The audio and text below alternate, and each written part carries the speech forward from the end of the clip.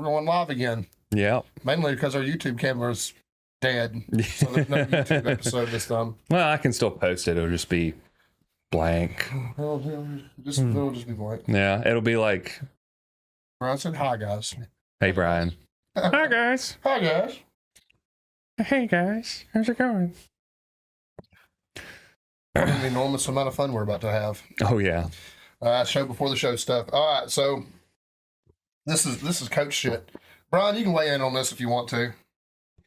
Because you ran, I don't know if you ran my program, but you definitely ran Nathan's, right? Yeah. At least You probably once, ran twice. some. You probably, I mean, if you ran Nathan's, you ran mine. Let's be honest. Yeah. They're, I mean, it's not the exact same, but as early on, it was very, very similar. All students of Juggernaut or RP mostly is. Yeah. I think that's probably where most of our programming comes from.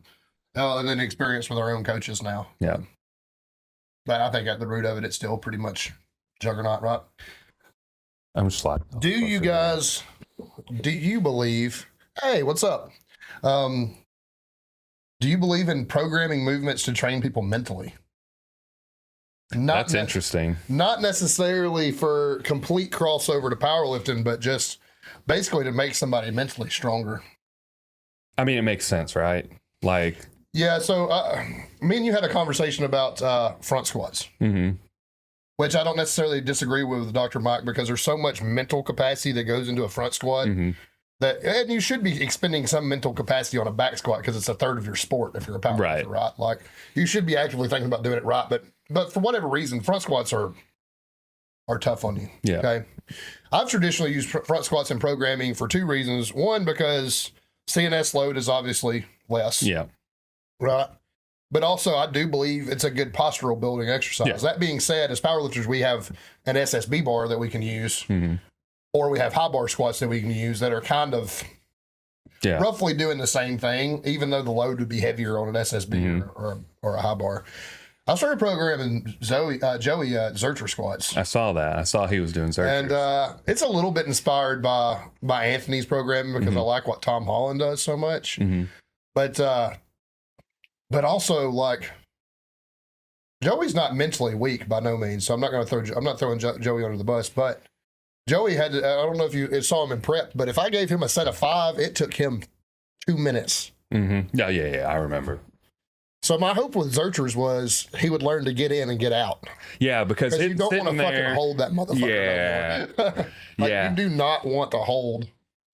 Yeah, 200-300 pounds in the crevices. In the crease of your bicep. Yeah. Like, so I didn't know where you were at on that because I think there's like some, I think that there's some like power in it, honestly.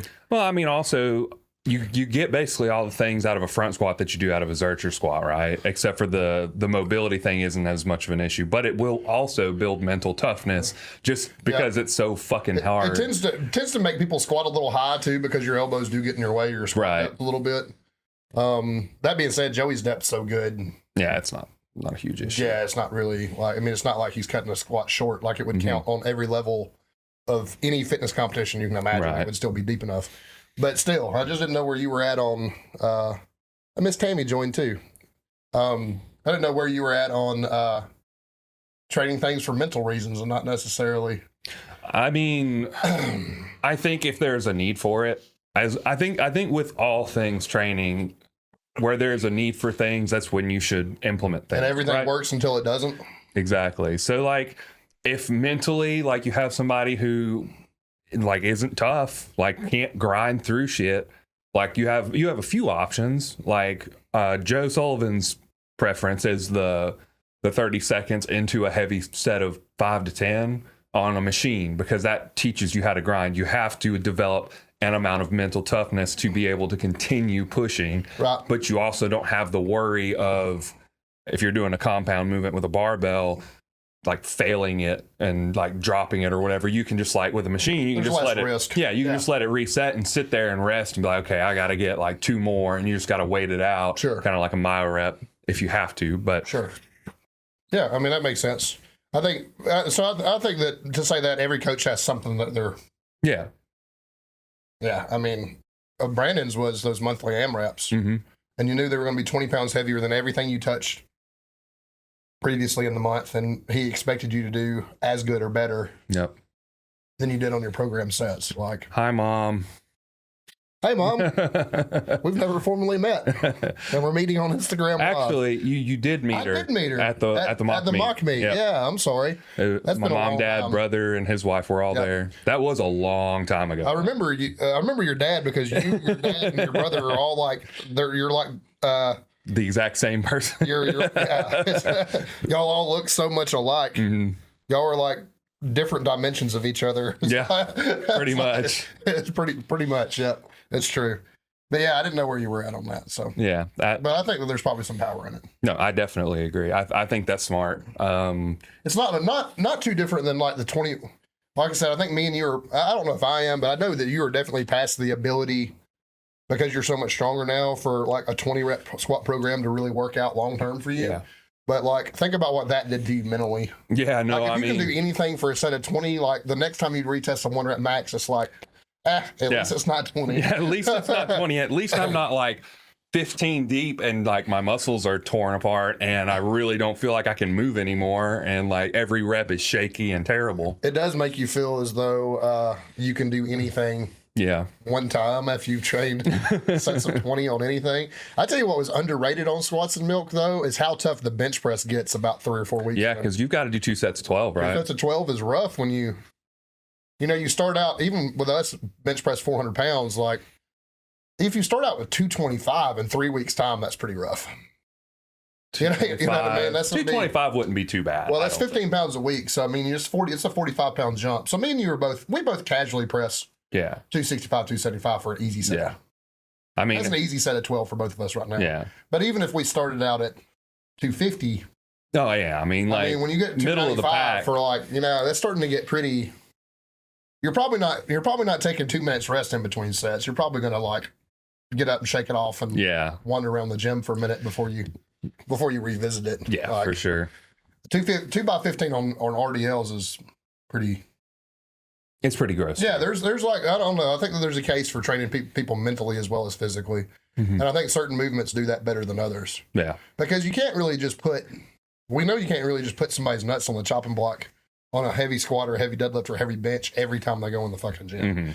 And like me and you, for the most part, like a 1.5 to 2 times a week frequency on Mhm. most lifts, probably with the exception of deadlift. Yeah. Me and you are pretty 1 to 1.5 on Deadlifts in Like, general. I do an RDL and then a regular deadlift, Yeah. but I don't do 2 major variations of deadlift Yeah. anymore. I Like, do my body can't conventional. handle it. I do comp deadlift and dumbbell RDLs right now, and that's it. Yeah. I mean, I can't. Most of us that deadlift pretty good. We probably aren't recovering from Yeah. 1.5 plus times frequency on Yeah. deadlift. It gets hard. It like mentally You may be and getting to the point physically. you may not recover from it on squat for too much longer. We'll see. Squats are just rough in general right now. Brian had Sure. a few things to say I can't see from here.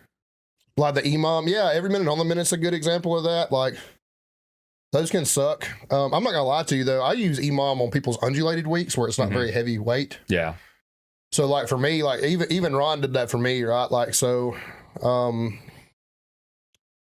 like it doesn't matter that I'm a 600-pound deadlifter. My EMOM was like singles and doubles at like 315 for Mhm. 10 minutes. You know what I mean? Yeah. Like, which I mean, it definitely accumulates some fatigue, but it was really about setting up well, and Mhm.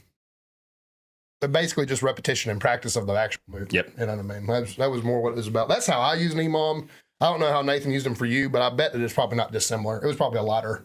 It was a lighter deadlift, lift, probably 2 to 3 reps. Yeah. Like at most. Right now, especially with some of the stronger people, I'll do like 1 every 90 seconds, like 6 sets of 1, 90-second rest. I'll do a lot of that. Yeah, I know that we start 6 Mm-hmm. sets of 2, 90 seconds rest, I think, this week. Probably. But yeah, I mean, that's a good example of that. That's a really good example of Mhm. that. For those that are listening on Spotify that don't know, we are on Instagram Live. That's why we're on we're. Instagram Live. We're answering questions to some extent. Mhm. But and it is the show before the show, but that's something that came into my mind when I initially programmed the Zerchers for Joey. They weren't really meant to be like a mental challenge, but I realized that they are pretty tough. They really Mhm. were there for postural and core reasons. You know what I Right. mean? And the fact that, again, the guy's squatting pretty heavy, he's probably not going to absorb a bunch of heavy fucking back squats multiple times a week. So, and he's a really good squatter. So, as evident by his, if anybody saw his Zercher squats, those are that's pretty heavy. It's not Anthony level yet, but like it's a pretty heavy Zercher. 325 for 3 is pretty big. I don't know that I can do that right now. I don't think I could. I mean, I don't know. That's one of those things, like, it's an avenue that I'd be interested in exploring, but spoilers for those who I haven't talked to about it, may be doing nationals this year. Don't know yet. So there's probably not a lot of reasons for Nathan to be doing weird shit out of pocket, or even in pocket. There's not a lot of reasons for you to be programming it. I mean, right now, I still have the same plan right now, just to get to 260, sit there for about a month, come back down to 230, get back up to 240, 250, see what my composition looks like. But just like nationals is interesting. I've never. What's the plan for coaching? You going to do it yourself, or you going back to Joe for nationals? I don't know yet. I actually messaged Joe just out of the blue, and I was like, hey, what do you think about me doing nationals? Because I just wanted like his opinion, because he's done a shit ton of meets. So I'm like, I know going in I won't win, right? Yeah. There's 1,900 pound totals at the 242 class going into nationals. I know I'm not going to get there, but is it worth it for me to go as the experience? Yeah. Or knowing that I probably won't even podium, right? Knowing good and well I'll probably be somewhere in the middle of the pack. Is it worth it to go for the experience? Or should I just continue to work on my total, work on my composition, work on my overall strength, and then 2025 do another local meet, qualify for nationals again, and then try again then? Yeah. He never responded. I don't know if he read it, looked at it. I don't know. So, but I'd be interested on his opinion, just because he's done so many events, if it's worth it to go for the experience, or if it's worth it to wait a little bit. I feel like I can confidently say I know what some of my coaches would say, and that would be to go. To go. Yeah. I feel like most people are going to say that. I feel like most people are going to say just go and I think Ron would tell us to go. I think if I were still with Brandon, he would tell us to go. Even didn't like him, and it was a terrible experience. I think even Izzy would have told me to go. Yeah. If you could go, I think you should go. And iron sharpens iron. It'll give you a better idea. Being there that weekend, me and you've already discussed it. I'll probably be there handling you if you go. You might be coaching me too. We get to people. Might be. I might. We get to pick other people's brain about what they're doing, what things that that's pretty invaluable experience. That's true. And just like I gave Ron a lot of credit about his meet day capacity. Well, when you get to nationals, there's going to be a lot of us there that have a lot of meet day prowess and a lot of meet day capacity, and it stands to learn. Not just like programming wise what these other lifters are doing, but I mean it stands to reason we can learn a lot from a strategy standpoint and a planning standpoint and stuff like that going into meet day. I would kind of like to see what some of these guys at a national level. I'd like to see what some of these coaches are doing for their women at this level, because we kind of discussed Heather's meet day with Ron a little bit. I kind of bungled her attempt selection. It was agreed upon between me and, I can't really say that because it was stuff that was agreed upon between me and Heather, but Heather wins her weight class in open if I make a couple of decisions that I didn't make. So I would like to know what other people are doing. Tammy said something there. She said, go. I did Nats in 2021, the experience. I believe her. I mean, I believe, I have to say that, she's one of the better lady lifters in the state, probably in the nation right now. And I think if she says go, we probably need to go. You convinced me. One person said go. But she's done enough that she knows, man. Yeah. She does that big meet in Florida with Ron. I think that's, and she's done nationals and stuff. So, I think we need to listen to people that. We need to listen to people that know better, and she's definitely one of those people. For sure, for sure. We appreciate that, Tammy. Absolutely. For sure. But I guess we need to get into the show. You want to talk about what we're drinking? Yeah. So I made we're going to call it, because it's completely off-the-cuff recipe, we're going to call this what are we going to call this? It's basically like a watermelon Jolly Rancher drink. It's amazing. It's got a little bit of grenadine in it, a little bit of simple syrup, some salted watermelon, Old Smoky whiskey. Yep, absolutely. And I did put a little bit of orange bitters in it. I learned the hard way with this watermelon whiskey that lime kind of kills the flavor. It kills the saltiness, especially, so that doesn't come through. This is a really, really good drink. Me and Nathan are probably both going into prep this year. So we don't know how many more of these we're going to have, because we would really like to both be in good habits and quit drinking while we're in prep, because I never do anything right when I'm in prep. so mark one thing right. Mark one thing right. I would like to quit drinking during prep from now on. So, but we're not in prep right now. So enjoy your Jolly Rancher watermelon old fashioned thing that I created. Yeah, I mean, it's really good, and like I'm bulking anyway, so I can pretty much just tank food right now. Just whatever puts weight on is really what I'm going for. So. Yeah, I need to quit too, because I do start a performance enhancing dose next week, and I don't need to be so hard on my liver, but it is what it is. Yeah, I'll finally be on, or well, today was finally getting back on a TRT dose. My insurance fucked me, so I have really? $300 worth of prescriptions I have to pick up that won't be covered now. Damn, it's all my ancillary drugs too, so I have to. There's no way I can. If it was the test, I would just buy underground test. What did they do? Something about the fucking new year. I was like, well, it's got to be a new insurance card, right? So I took them a new insurance card, and they're like, no, it's still not covering.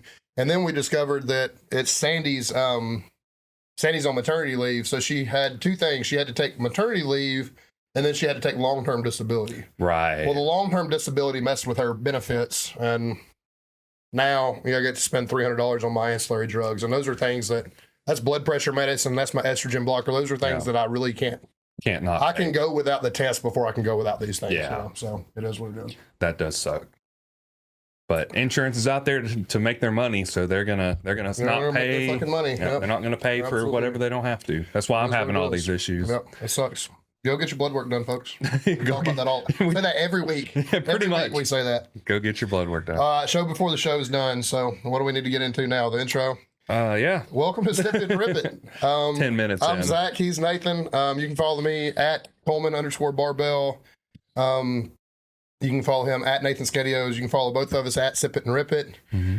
Rate us 5 stars on Spotify, Apple Podcasts. Watch us on YouTube. Although we will not have a YouTube. Well, we won't have video content for this YouTube episode. Yeah. He'll probably still post the episode, the audio only. Yeah. But the camera's down today.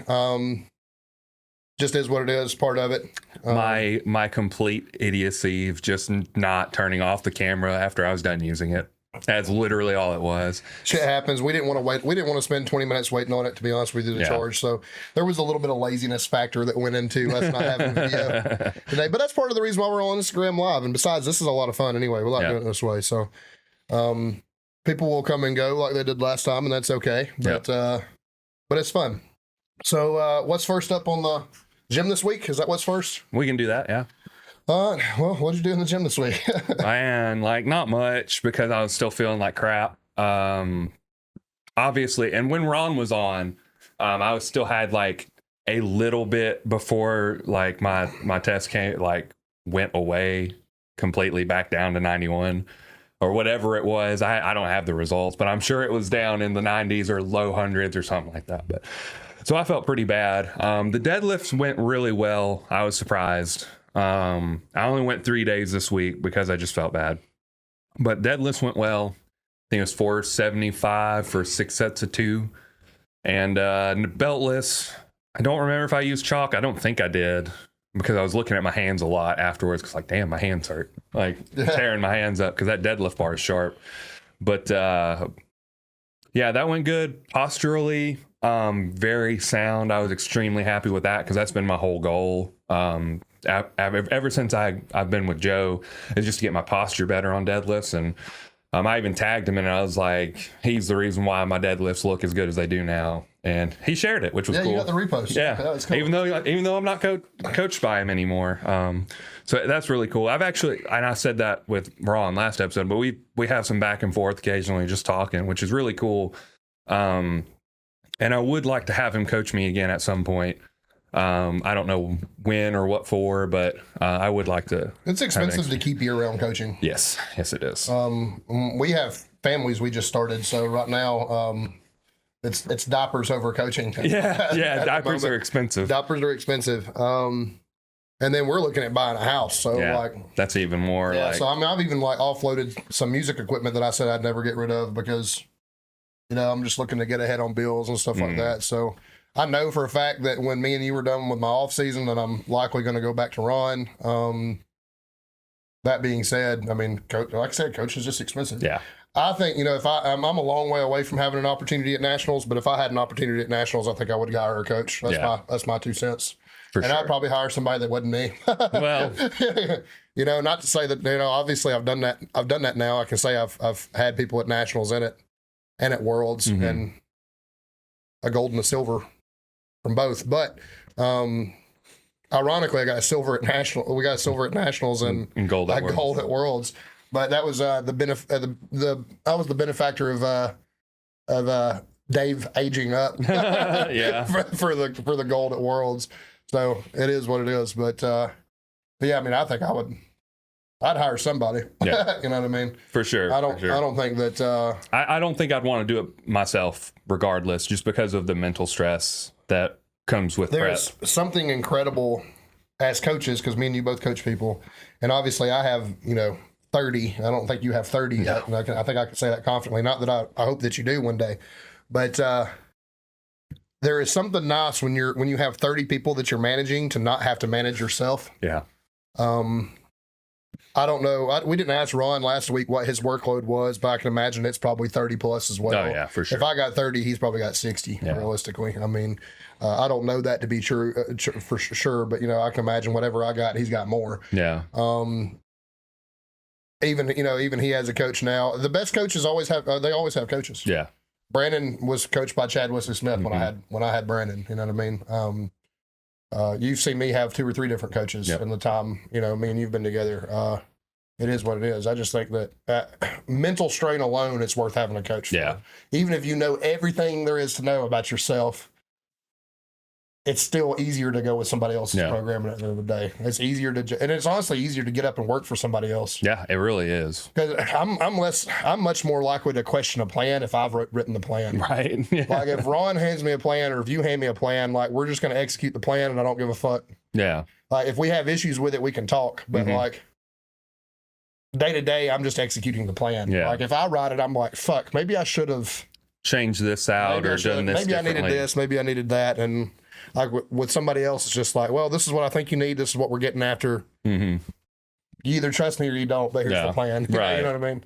And it's a little bit easier like that. And you can also just fire people. Yeah, I mean, I've not had anybody, well, the first maybe, but between Brandon and Ron, I don't know. Yeah.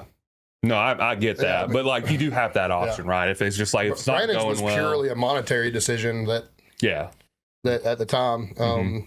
I remember that because you hated letting them go because I had serious depression over that for a little while. Yeah. I mean, that's somebody. I think anything. It's almost like having a client when you talk to somebody every day about everything. Like, because I mean, a lot of these, I'm like this.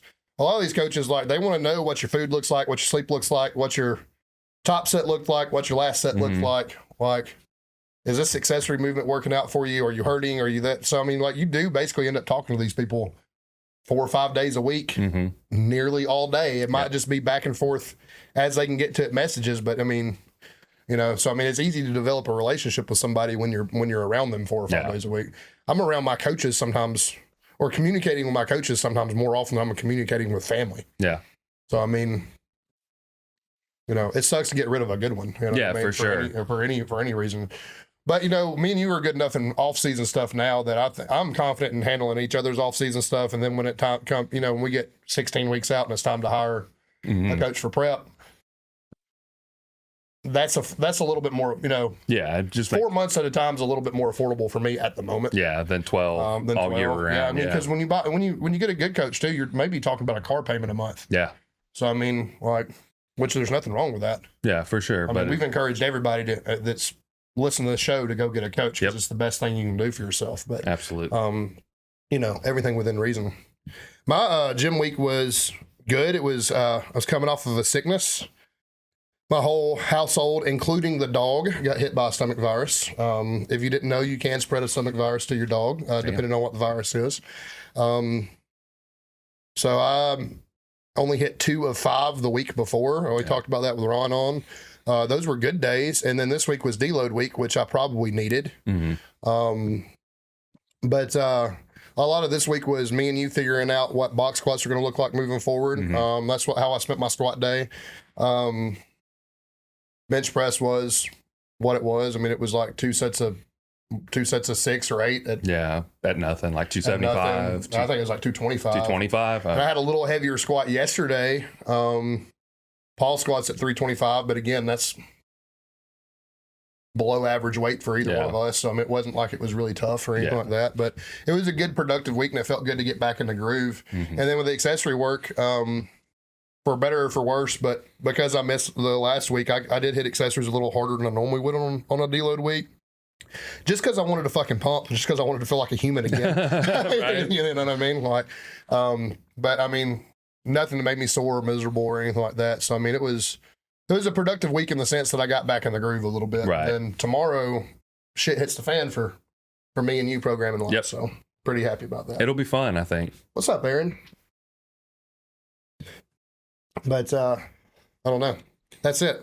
You got PR songs? I do not, because my phone's over here and we're Instagram living it. So Right. Yeah, I've got a few. I'll go with 2 unless you got one on top of your head that you. no, I don't remember I do have one. I don't remember the name of the song though. It was a single by the band God Hand. It was fucking awesome. Listen to God Hand. I know of that name. A little deathcore, probably leaning a little bit more hardcore than death metal, but good fucking band. Yeah. Does Shiva have a song that's called God Hand? They may, yeah. I But think so. the name of the band is God Yeah. Hand. Yep. Listen to God Hand. That's They're probably where I was thinking of. I like a lot of deathcore, so that's going to be my entry. Blah, God, that's going to be my entry too. Is Hollow by Within the Ruins. It's really fucking good. You put some Within the Ruins Man. playlist, boy. I get on like stints, okay? Like I'll just listen. Just admit they're your favorite band. They're not my favorite band, but they are like up there. I do listen to them a lot, especially lately. Like I'm really bad about like getting on a kick and I'll listen to a certain band and a bunch of their songs and I'll listen to them repeatedly. And then like I'll swap to another band and I'll listen to a lot of their songs repeatedly, just back and forth stuff like that. What always stays in rotation though, pretty much every time I'm in the gym, is like As I Lay Dying or something with Tim Lambesis in it, Pyrithian. Stays in rotation for me is the Acacia Strain and the Lamb of God. Yep. I could probably sit here every week. I could come in here and say a different Acacia Strain song for my PR songs. And I could probably do the same thing with Lamb of God.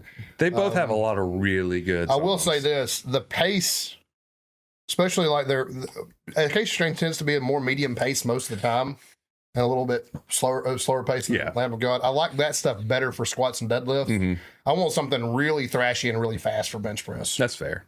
So I tend to lean a little bit more Lamb of God-esque things. Listen to a lot of my thrash then. So my old Metallica, my old Megadeth comes on bench press days a lot of the time. Other bands like Guilt Trips, shit like that, like newer thrash stuff. That comes on bench press days. Did you ever listen to Sanctity? I did not listen to Sanctity. They're very much like, they came out in like the early or mid 2000s. Only ever had one record, but they were a very like new thrash metal band. And I really liked them. And their lead singer left the band and they just fell apart after that. So there's only one record by them, but I really like it. It's all clean singing, so I know you don't like them, but I really I like a lot of I Am Abomination on bench press day too. I listen to the shit out of them. They have lyrics that resonate with me because I like anything that's over the top blasphemous. Anything talking about, destroying God, killing God. Fair. Fair. It's all pretty. Which, by the way, Deicide has a new single. If you like, if you like that brand of death, if like real death metal, like Deicide's cool. But Deicide is cool. I'm trying to think about anything else. I don't know. Yeah, I mean, I could definitely put those two bands on the list every day, probably. Yeah. Really fucking boring playlist. It's just like discography of Lamb of God and Acacia Strain, just like all the way down. Yeah, those two bands really couldn't be any more different either. No, they're very different. Like, other than being in the metal genre. Yeah, I mean that's about it. I mean, there's a lot of rap I could put on every day. I could probably put on. It's more accessory work stuff, but I would probably put a Mac Miller song on every day for the rest of the time we did this show. And then I could absolutely do that with the Wu-Tang Clan. It was one of their solo records, but I put a Wu-Tang song on last week, so like I could do that. Same thing with like Jay-Z's Black album, that whole album's fucking awesome. We could do that. I mean, I don't just listen to metal. It's just, you know, Preference. It's a preference, and it definitely makes my heart beat. You know what I mean? It's definitely part of who I am for sure. I mean, in the gym too, it's like you want something that's going to be a little more I'll aggressive. listen to that shit going down the road. I'll listen to it. Like me and my kid listen to it together when I'm like reading her books and stuff. Like it is a lifestyle, but I mean, I listen to a lot of other shit. Yeah. I mean, it is what it is, but boring y'all to death. Talking about Let's get into the meat and potatoes of this. We're talking about New Year's resolutions a week late. A week late, but we had Ron last week. So it's like... Ron definitely took precedence over that. We should have talked to him about this, to be honest with you. We need to have him on again. Yeah. Just have to hit him up, schedule it, make it happen. Absolutely. It probably won't be, he'll probably be really busy up until after the Mavericks. So I can imagine. Yeah. Actually getting him in January, like last week, 2 months before the Maverick, probably pretty. Well, you know, they're hosting the state championships or whatever in Hoover or whatever this year. Oh, really? Yeah. So I think he mentioned that to us. So I think he's going to be a busy man in 2024. Got his own prep to take care of. A lot of stuff happening down there, and it's really, really cool. I hate to say, I think this will be the first time I miss the Maverick, but I have nobody competing in it. Yeah. I might go down as a spectator, but this will be the first time as a coach. Yeah. Since they've been doing it, I won't be down there. So it's just the way it lands versus Ultimate Warrior. I have a ton of people doing Ultimate Warrior. It's closer too. That's probably a big appeal for a lot of people. Yeah, absolutely. Like, everybody wants to, it seems like a lot of my people, I had a lot of people competed at the end of the year, so we're pushing a lot of things out to like mid-year and later in the year. Yeah. So it just is what it is. Doing a lot of things like April on into the end of the year, unless January, February, March, like we normally do. Right. So just kind of, it's just kind of the way it landed. But I don't know. Maybe down there as a spectator, maybe handling somebody. I don't know what, but definitely not there to coach or participate. Yeah, for sure. So do you have any New Year's resolutions? Are you a part of that crowd? I am not. I feel like as fitness professionals, we always have something we need to be resolute about. Yeah, 100%. You know what I mean? Like I definitely have a lot of things I can fix. Me and Sandy talked again today about my diet. I am supposed to be on a medication that helps me with it, and if I'm taking that medication, it helps tremendously. If anybody struggles with disordered eating, I very much recommend Contrave. It is half Wellbutrin and half naltrexone. That particular drug is made for alcoholics. It's basically a dopamine receptor blocker, so you don't get pleasure from overeating or from drinking or from smoking or from whatever your vice may be. It kind of shuts that vice down. Not to say that you won't do it, but you don't crave it or rely on it mentally anymore. Right. So as long as I'm taking that medication, it's very easy for me to stay on a macro-based, super healthy diet, right? My problem has been breakfast is really, really hard. Anybody that's ever ate out for breakfast knows that there's very few healthy breakfast options. I have to eat out a lot for breakfast. So my excuse became, well, I'm going to go eat whatever breakfast I want, and I'll take it at lunch with a low-fat lunch, because you have to take it with a low-fat meal. You can't take it with, it's poisonous if you take it with a high-fat meal. Okay. So like I started pushing it off to lunchtime. Of course, pushing it off to lunchtime turned into not taking it at all. Right. So I need to be back in that habit. But I mean, I have small goals for myself all the time, but I don't think the new year means a damn thing to me. No, I agree. Like I've always been of this mindset. Anytime somebody came up to me and was like, "Oh, you got a New Year's resolution?" I'm like, no, because I set goals for myself when the need arises. Right. So like, I have long-term goals that are just like always there, right? Continue improving, like in whatever it may be. But I don't believe in just like, especially like there's a lot of people who like die, like who eat like shit through the holidays, like just like stuffing themselves in wherever. Like, okay, well, January is New Year, so I'm going to do all this bad shit right now. And then in January, we will worry about losing that 20 pounds. Right. Instead of just like, well, if I just like scale back a little bit right now, I can just control myself a little bit right now, then I'll probably not be so bad off in January. What's funny about that is it exists, and like you basically have, I understand Christmas typically doesn't always happen on Christmas Eve and Christmas Day for people.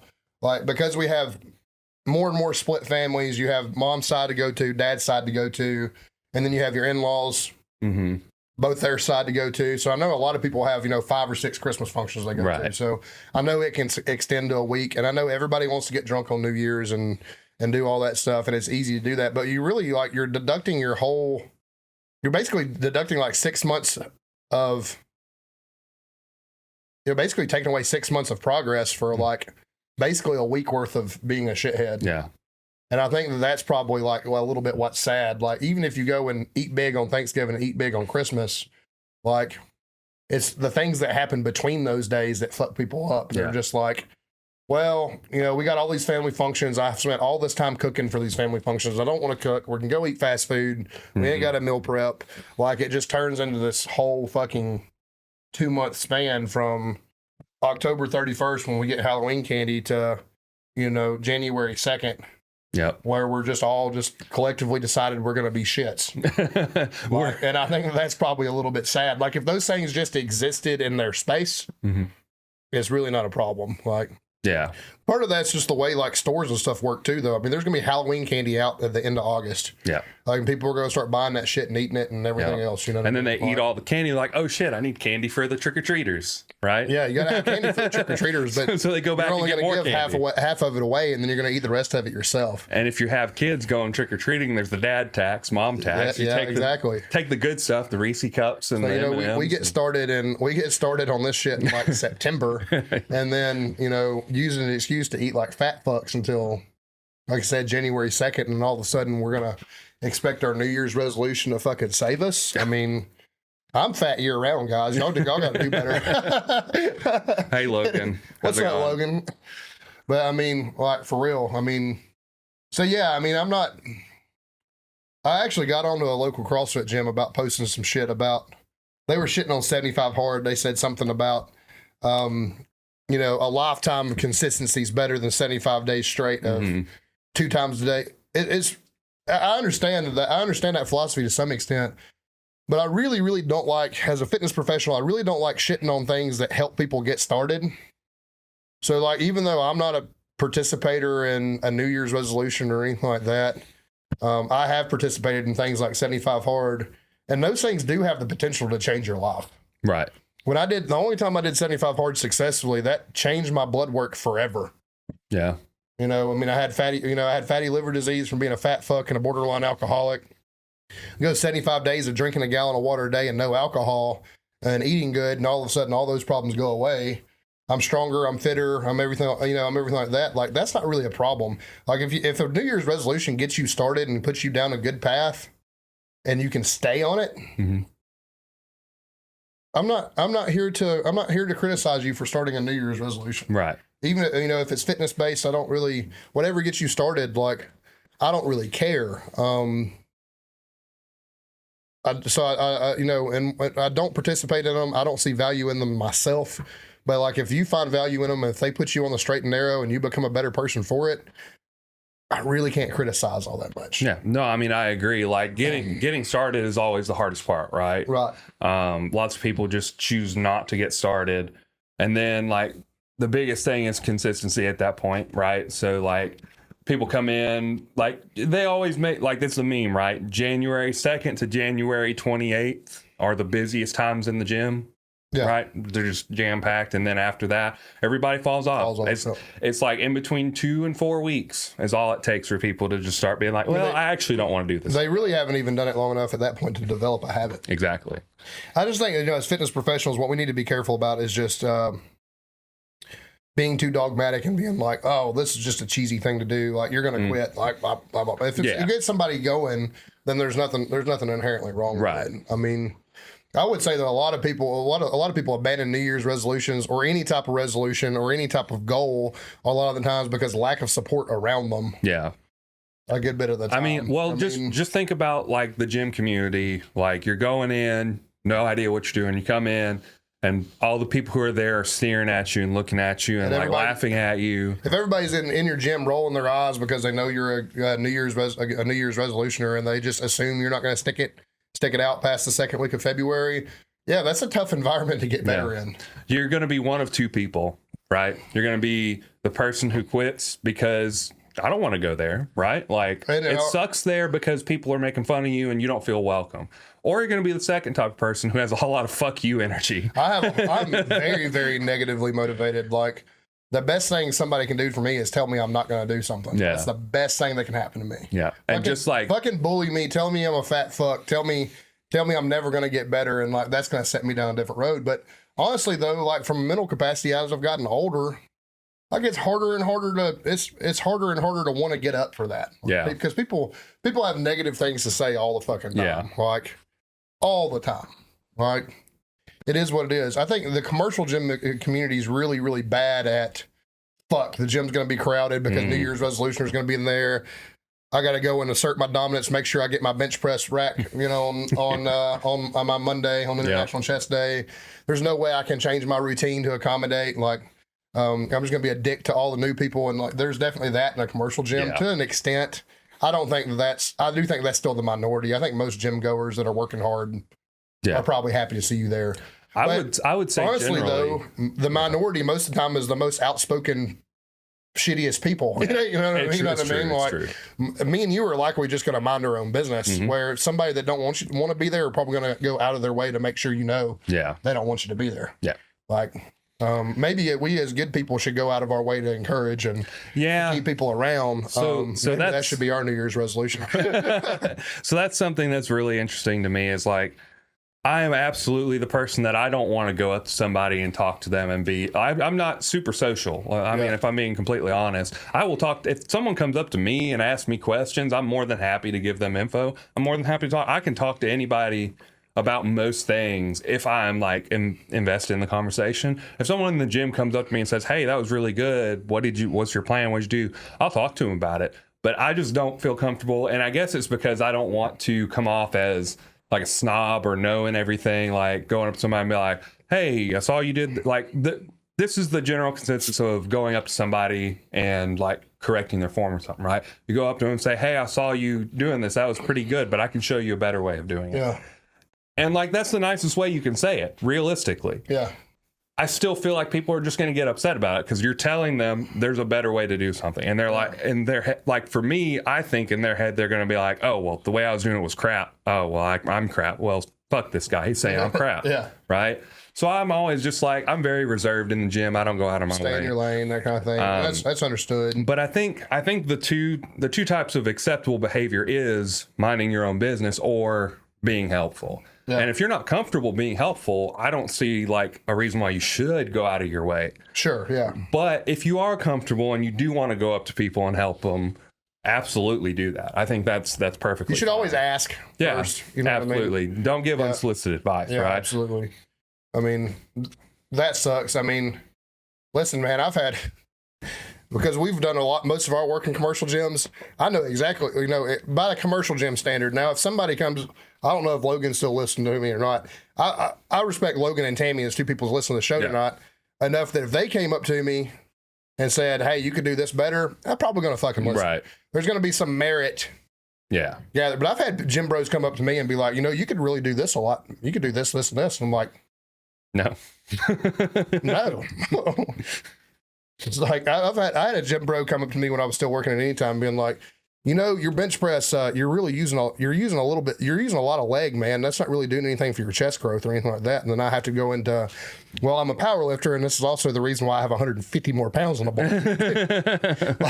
like this is, I'm not to be rude, but like you have just like gone completely fucking unchecked and think you're going to tell me like like I don't really like unsolicited advice either. You know what I mean? Like, there are people, you can tell by looking at somebody most of the time whether or not there's somebody worth listening to in the gym. And being honest, like, like I feel like now being in powerlifting, I know another powerlifter when I see one. Yeah. Our forearms are bigger, our backs are bigger. Like, we're generally just not necessarily fitter, but we're generally just obviously bigger, stronger people than most people in a commercial gym. Right? Like, probably more willing to listen to somebody like that. The aesthetic kid that, chews on his necklace when he squats, like, probably not gonna, you know what I mean? Like, I don't really want to hear it. It is what it is. So like, I identify with new people in that way because like, we don't want to hear it either. Like, I mean, it is what it is. if you want to come up to me and be like, hey man, can we talk about what you're doing? Like, like you got advice to give me, like, that's fine. Ask me. Let's have a conversation about why I'm doing it the way I'm doing it. And then like, if we can expand on that, then this is fruitful for both of us and this is appreciated. You know what I mean? Like, I don't really mind. I think another really dangerous thing though, I think we're guilty of it as powerlifters. The CrossFit community is extremely guilty of this and it drives me nuts. But like new people, like we're too quick to tell them the way we do things is the only way it can be done. Yeah.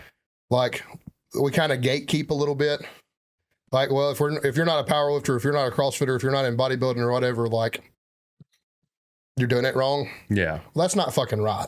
Yeah. Like it doesn't matter. You're talking about somebody that's like getting into fitness. It doesn't matter if their favorite thing to do is running. Me and you aren't going to be caught dead fucking running. No. It just is what it is. We're not. That's not unless something's chasing you. You know, not, you know what I mean? Like, but like if that's what a new gym goer is passionate about, then there's no reason to discourage them from getting on the treadmill and fucking running. Yeah. Like maybe you have a conversation with them about, cross training is really good for runners. Yeah. Interval training, things close to CrossFit tends to benefit, runners quite a bit.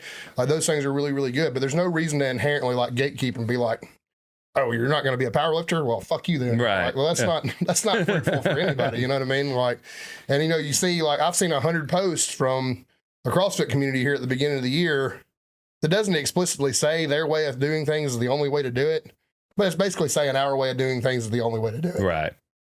Well, we know that's not fucking true. You know what I mean? There were fit people 100 years before CrossFit existed. Yeah. Like, so, and guess what? Interval training, HIIT stuff existed 100 years before CrossFit existed. So like this is not like new philosophies. And there's also like, there's so many ways to do things. It don't have to be our way. Even as fucking power lifters, we don't agree on the way of training methods. Yeah. If you don't believe me, talk to somebody that trains conjugate. Yep. And I've gave conjugate a lot of credit, and I think there's a lot of value in conjugate style training. Talk to somebody that's diehard conjugate though, and they will tell you that's the only way to fucking train for powerlifting, and they fucking believe that. Well, but Juggernaut exists, and that's like polar opposite. Yeah. Like literally opposite end of the spectrum. Like we don't even agree on how we should train. Yeah. Let alone be pushing those ideologies on somebody brand new that's just trying to get in the gym to better themselves. Right. So I think we need to be careful about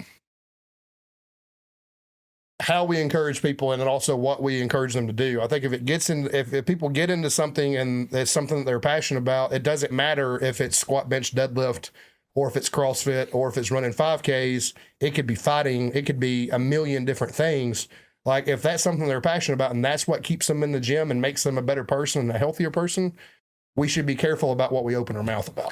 I mean, like just think about like if you're doing doing rapport as a coach, like your first sit down, you're doing a consultation with them or whatever. What's the first thing you're gonna ask? What are your goals? What am I? Right? Yeah. Like if they say, well, I don't know, like I don't have any goals, I just want to look better. Well, you probably want to go a bodybuilding route, right? Because that's typically what's going to make you look better.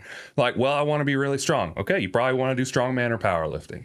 Maybe you just want to lose a bunch of weight. Well, you just want to be active, do HIIT stuff, maybe CrossFit, more your style, we need right? to do a little bit of everything, probably, and that's fine. Like, I mean, I ask every client that sits down in front of me. Now, when you hire me, there is an understanding with all my clients that like we're going to be in the squat rack, whether it's squat, bench, deadlift, it might be power clean, overhead press, pull ups. Like, well, I believe in the barbell, like 100%. But like, and I believe that. Because of time, most people aren't going to train 4 and 5 days a week like we do. Most clients are going to be between 3 and 4 days a week, realistically. Yep. They're going to do about 1 or 2 with you as a coach, and they're going to do, the rest 1 to 3 on their own. Okay. I do feel like for time's sake that compound movements are the best thing for them to consolidate effort and consolidate their time. So I do push people toward weightlifting. Yeah. Also, as a coach, it doesn't really... We can work on running technique and stuff like that because as a personal trainer, that's stuff I have to know. We can work on those things, but it doesn't really behoove me to stand beside you on a treadmill for 30 minutes while you run a 5K. Right. Like it's not exactly the best use of our time. So I will say that, most of what we do is, it may not even be on a barbell, but we're doing major compound exercises and it doesn't look like powerlifting training all the time, but it is moving weight and moving weight quickly. Mhm. You know what I mean? Like, and with good technique. Like that's the one. You know, those some type of a basis in compound movements is what we do for everybody in my shop. You know what I mean? But I mean, my football players, baseball players, basketball players, they all get sport specific exercises. But at the end of the day, the biggest goal is to make them stronger. So they definitely do things. My athletes do things probably more closely resembling powerlifting training than my non-athletes. You know what I mean? But, you know, they just still have things that are specific to their sport. I just think we should be careful about, like I said, gatekeeping and judging people about how they're trying to get fit, because there's a million ways to do it. Yep. You know, Sandy's a yoga instructor now. Sandy's still going she's still going to strength training and stuff like that. She's always been passionate about yoga. You know, really, when she got into fitness, the only thing she did was run and did yoga. And she will tell you that she felt great running and doing yoga. Well, if that's what keeps people active and keeps people fit, I ain't got no problem if that's the only thing Sandy wants to do from now on. Right. I can tell you that Sandy does have a desire to be strong, and the likelihood of her coming back to powerlifting training is pretty high. Right. But for now. But yeah, there's shit's in the gym. She's active. She's taking care of herself. I don't care. Yeah. As a fitness professional, I don't care. Now, if you're going to come to me and sit down across from me and tell me that you're going to be a power lifter,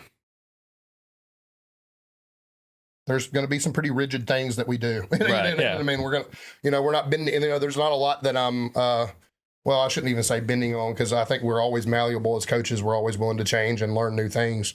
But like, there's definitely principles. There's definitely principles involved that we're going to fucking apply. Yeah. You're going to squat, bench, and deadlift. Yeah. With me, you're going to do some type of heavy back movement, whether it be a pull-up or a row. And we're going to do a lot of overhead pressing, because I believe in tricep and shoulder strength for bench press. I mean, you're going to be good at those 4 or 5 lifts. Like, sorry, but that's what we're going to do. Yeah, for sure. It is what it is. But in general, like, we don't, if you're coming to me for general fitness advice, the best thing you can do for yourself is to grab onto the thing that you love most about fitness and chase that for a little while. Yeah. And I think that will open up other avenues. Like, I started in CrossFit, didn't know a thing about fucking fitness in general, but it's what introduced me to powerlifting. And that's the thing I finally grabbed onto and said, hey, this will keep me. I like this enough that I will continue to do this regardless of my health circumstances, regardless of how, my mood is that day. Like, I will show up for this. Like, whatever that thing is for you, it doesn't have to be powerlifting. You should find that first and hold on to it. And that goal may change. You may go from, I want to run 5Ks to I want to do obstacle course racing to I think I'm interested in CrossFit. It might trickle down, and turn into something else. But, in the beginning, you should hold on to the thing that you find most enjoyable. Right. Because that's what's going to keep you in it. Yeah. So, like, for me, it was like just starting in the gym. The only reason why I went is because I just wanted to look better. Right. Yeah. Like, it was purely just like, I just want to look better, feel better, be stronger. Right. I didn't even know what powerlifting was when I started in the gym. Yeah. I was a gym bro, 100% hated leg day. Like, I was that basic fucking douchebag in the gym, except I wasn't like a douchebag to people. Yeah. I was just that douchebag that just like did shit wrong and just like, but I was there and I was committed to it. And I told myself, as the moment I signed that first contract at Health Fit for a year or whatever, I was like, I'm going to come here every week, however many days I decided I was going to do it. I said, I'm going to commit to it and I'm just not going to stop. And nobody really deterred me. Nobody really stopped me. Like, my family was supportive, obviously. My mom is, she loves health and fitness. She's not necessarily the most healthy or the most fit person, but she does see the value in it. So she was never going to deter me. My dad was neither here nor there. My brother, neither here nor there. But there was never any like, oh, don't do that, you're wasting your time. It was always like, oh, that if you like it, yeah, go for it. So I wasn't a resolutioner. I think I started like November-ish. It was whenever I first heard about, I was just turned 18. Like, I was a month or so after. Maybe it was in January. I don't know. It was whenever, it had to have been January, because the person that I talked to who said, oh, there's this gym that's 24 hours. And I was like, oh, so you mean I can go after work? Because I was working until 1 a.m. Yeah. And they were like, yeah. And I was like, well, that sounds pretty dope. So I just decided to sign up for it. Do, baby. So it was like January, February-ish. And I started then, but I wasn't a resolutioner. I just didn't know I had an option until then. And then just kept going every day. Just decided it was my thing. Yeah, I mean, for me, it was health concerns because I was drinking a lot and I was smoking a lot. And I remember being at Wallace at my junior college and walking up a flight of stairs and getting about halfway up and being like, God damn, I need a cigarette. I think that was the point. It was like, all right, well, listen, I'm 260 pounds of fucking fat. There's no muscle on my body. I can't walk a flight of stairs anymore. I'm only 21, 22 years old. My wife's fit, my girlfriend at the time, but my wife's fit. Like, she's taking care of herself. I'm a sorry sack of shit. I look like shit. I feel like shit. My blood pressure was bad, like consistently like 160 over 110 in my early 20s. It was like, well, this shit can kick fucking rocks. I gotta do something about this. Like, this is not fun anymore. Like, and I had a friend that was, my little brother had encouraged me to start trying to lift weights. I had a friend that was opening up a CrossFit gym, and I was just like, fuck it, bro. I'm just gonna show up with you, and we're just gonna do whatever. I'm just gonna do whatever you do for the longest. And that's what it was. I just showed up and did what he was doing. Me and Sandy moved to Athens. We kind of started doing some things on our own, bought our own squat rack, stuff like that. Still super fucking weak at the time. But, we were going to the park, doing circuits of, running laps around the park and push-ups and squats and sit-ups. And we'd take a jump rope with us. And, every so many feet, we would stop our run to do a jump rope, so many jump ropes or whatever it may be. We did that for a long time. While I was at UNA. UNA actually probably introduced me most to like just pure weightlifting because we had a really good student facility. And I had a friend that I eventually lived with in Philadelphia who would go and lift weights with me. And that kind of started it. And then when me and him moved to Philadelphia, we got to a gym that was owned by a couple of IFBB pros. And they were really, really cool guys. And they were just happy to see anybody that would show up to their gym. They were just happy to see you there. Yeah. And they were really encouraging. And I was watching a lot of Elliot Holst and shit like that at the time. And I got more and more and more into just lifting because we didn't have space to do CrossFit in that particular gym. So when I got back to the CrossFit gym, after I moved back from Philadelphia, I was a little bit stronger than everybody. Wasn't quite as quick yet, but because I was a little bit stronger, I was getting through Metcons a little bit faster than everybody. And then I was just like, you know what? Had a friend of mine there, and Adam Campbell, that started powerlifting, and I started kind of mimicking some of the things that he was doing. Wasn't really powerlifting yet. And then I had those three ladies come to me and say, hey, we want to do, my wife was one of them, we want to do a powerlifting meet. Can you train us? Because I had some understanding of how that worked, and that's how I got into powerlifting. Like, it just kind of happened. But like, I think for me, the thing I was made a resolution about is like, I'm tired of being a fat fuck. I'm tired of, being miserable this young. It's not fun anymore. I'm tired of being weak. I'm tired of being a pushover. Like, let's do something about it. Right. So I did something about it. Yep. And there is definitely something to say about the confidence that you get as you develop a strength, like just physical strength in general of it. Yeah. Like, no matter what you're doing, whether it's just basic shit, like you're just doing gym bro shit or whatever, when you start to develop like strength and your muscles start coming in, you just got to get that like little bit of elevation, you kind of feel better mentally. You feel better. Yeah. Like there's a lot of reasons to start. And I think I got to where I was a lot less angry of a person in general too. Yeah, me too. When I had a place to start putting negative energy, you know what I mean? Like, really, really, really, really helped that for me. It's definitely good for my mental health for a long time. It still is. Yeah, for sure. Extent. I think the only fallacy of that now is that we tie a little bit too much of our identity to what we're doing. Yep. And when days are bad, it tends to... It hits us harder than it should. Harder than it should. Yeah, absolutely. When we should just accept that we had a bad day and move on, we're typically like I'm a piece of fucking shit. Yeah. Like, just like, damn it. Like, I mean, how you just look at it, it's like, I've done this, like in the past, I've done this for 12 reps. Why did it suck for one? It's like, sometimes shit happens. Sometimes, for me, like too many things around lifting doesn't go right enough for me to expect lifting to go good all the time. If you're underhydrated, if you're underfed, if you're too stressed, you haven't slept, stuff like that, those things swing day-to-day things tremendously. You know what I mean? It is what it is. kind of went off on some I tangents. mean, yeah, there. but I mean, we're still talking about resolutions, right? And like, Yeah. I think that in the heart of it, while me and you are not people to set a New Year's resolution, I didn't even stay up till midnight. I could. No. I had plans when my family was sick and we didn't get out and do anything for that reason. I had plans to go play games with family and have a few drinks with my mom because she's my favorite person to get drunk with. But like, we didn't feel good. Kind of shut those plans down. It just kind of is what it is. Like, if it hadn't have been for plans with family, I could give a fuck less about Yeah. that ball drop. I really could. Oh man, Like- you know what I did?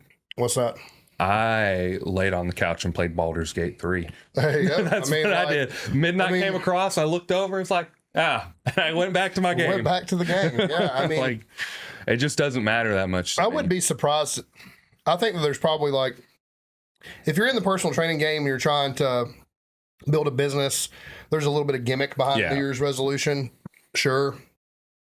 But I think most of us that are heavily involved in some type of fitness, whether it's a strength sport or just taking care of ourselves or whatever, those of us that are super, super disciplined and show up every day no matter what, I'd be surprised if many of us at all were super serious about a New Year's resolution. Right. Because we're always making new resolutions, whether it's I signed up for a meet in September and now I can't be a weak, pathetic fuck in September. Right. Like now I have to get my shit together and train until my meet day in September. Like we make little resolutions all the time. Yeah. I want to be in a new weight class, so I either have to eat to gain to it or I have to eat to cut to it, Yeah. like whatever it may be. Like I feel like we're in a constant state of resolution. hmm You know what I mean? Like, I don't think this is new for us, and I'm not trying to reduce the power of it because I think it is powerful for new people. But I think those of us that have been in it for a while and have a little bit of discipline and have a little bit of motivation, like discipline being the number one thing, motivation is fleeting. But like, I think most of us just kind of already know that we're going to do it or we're not going to do it. Right. And we've probably already made up our minds about some things. And the new year doesn't really have any type of mystical power over us. Right. Like, Yeah, you 'cause, know, I mean, like we've said before, right? Like most people in the fitness space are goal-oriented people, just in general. Yeah. So it's like you're going to set the goal regardless of whether it's January 1st, 2024, or whether it's January 15th or February 30th or whatever. there's Have no you. February 30th. 28th. 20, I'm sorry. 29 days at best. 20 It's a 29-day month this year. Is it? Yeah, we're in a leap year. We're in leap year. Okay. Well, that's But yeah, I know what you're saying. Right, Yeah, right. I mean, like, I think most of us that are serious about it don't give a fuck about a New Year's resolution. I just think it's a date for us. Mhm. I think if it's a good reason for you to get started, if you're not already, it has a lot of power and it's a good Yeah. thing. For those of us that's been in it a while, January 1st is just fucking January 1st. Yeah. It's just another fucking day. It was a Monday. Yeah. I mean, let's it, be was, honest. it was a Monday, so it's I got up, Day. Trained the same way I always train, went to work the same way I always went to work, like all that kind of stuff. Hey, you did catch the live. What's up, TJ? But yeah, I mean, I just don't think there's any. I think when you've been in it for a while, there's not a lot of power to it. Yeah. But I think we're probably already hyper fixated on another date, Mhm. hyper fixated on another goal that we've either already started or we know where we're at in our programming and are about to start. Right. Like I don't think it matters much to those of us who've been in it for a while. Yeah. I just think that we as people that have been in it for a while probably need to be a little bit careful about how we judge people that haven't. Right. Like I said, if it gets people started, probably just need to shut our fucking mouths and be happy that there's new people in the gym this time of the year. Right. Yeah. And I mean, like, there's all those memes that come around, right? That are just like writing bad reviews so that people don't go to my gym and stuff like that. And it's just like, I mean, I understand not wanting the gym to be incredibly crowded, right? But they're going to, like, looking at it from a certain perspective, you don't have to be mean to them. The people who aren't going to stick around. They're going to weed themselves out.